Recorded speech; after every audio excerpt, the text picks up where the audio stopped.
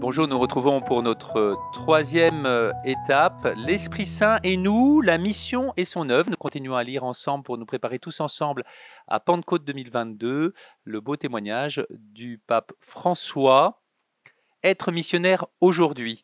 L'Esprit Saint et nous, la mission et son œuvre.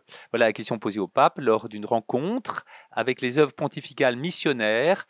Saint-Père, vous avez suggéré de lire les Actes des Apôtres en guise de texte de prière habituel. Nous le lisons d'une manière particulière dans ce temps de Pâques. C'est-à-dire ces actes, le récit des débuts des premières communautés chrétiennes, qui n'est pas un manuel de stratégie missionnaire moderne. En quel sens pouvez-vous dire ça? Dans les Actes des Apôtres, le premier rôle ne revient pas aux apôtres. Il revient à l'Esprit Saint.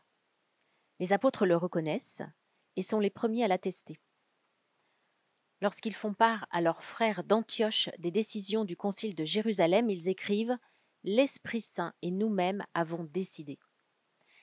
Ils reconnaissent avec réalisme que c'était le Seigneur qui ajoutait chaque jour à la communauté ceux qui étaient sauvés, et non les efforts de persuasion des hommes. Cette affirmation des Actes des Apôtres, est-ce qu'il en est aujourd'hui ainsi comme hier? Est-ce que rien n'a changé? L'expérience des apôtres est comme un paradigme qui vaut pour toujours. Il suffit de penser à la manière dont les choses arrivent gratuitement dans les Actes des Apôtres, sans que rien ne soit forcé. C'est une aventure, une histoire d'hommes où les disciples arrivent toujours les seconds. Ils arrivent toujours après l'Esprit Saint qui agit. Ils préparent et travaillent les cœurs. Ils chamboulent leurs plans. En quel sens? Comment agit-il? C'est lui qui les accompagne, les guide et les console dans toutes les circonstances de leur vie. Quand se produisent les problèmes et les persécutions, l'Église, l'Esprit Saint travaille ici aussi de manière encore plus surprenante, en apportant réconfort et consolation, comme cela se produit après le premier martyr, celui de Saint Étienne. Ce martyr, qu'est-ce qu'il indique? Qu'est-ce qui se passe dans l'Église?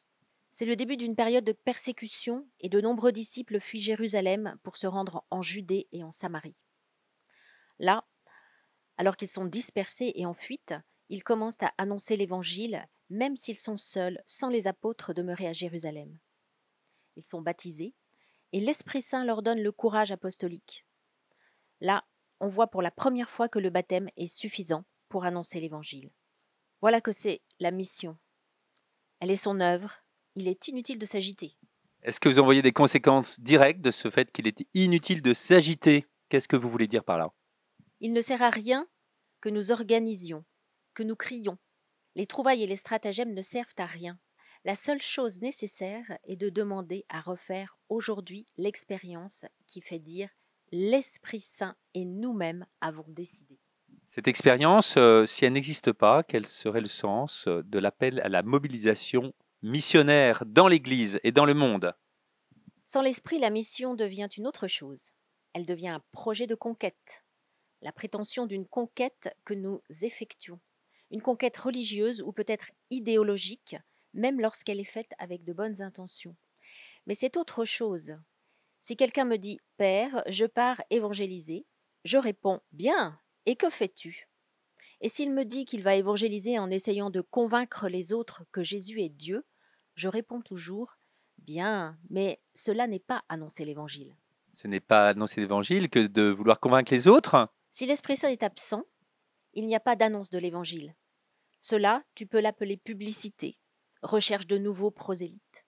La mission consiste à te faire guider par l'Esprit Saint. Il faut que ce soit lui qui te pousse à annoncer le Christ, avec le témoignage, avec les martyrs de chaque jour, et si cela est nécessaire, avec les paroles aussi.